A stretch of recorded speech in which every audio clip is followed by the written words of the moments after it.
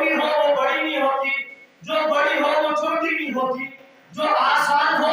وہ مشکل نہیں ہوتی، جو مشکل ہو وہ آسان نہیں ہوتی۔ امام صاحب نے جواب دیا قرآن چھوٹا اتنا ہے کہ ایک بچے کے ہاتھ میں آ جاتا ہے، اور بڑا اتنا ہے کہ اللہ نے ساری کائنات کے نظام کو اس کے اندر سمو کر رکھ دیا ہے، اور آسان اتنا ہے کہ 10 سال کا بچہ 1 سال کے عرصہ میں اسے زبانی یاد کر لیتا ہے، حفظ کر لیتا ہے، آسان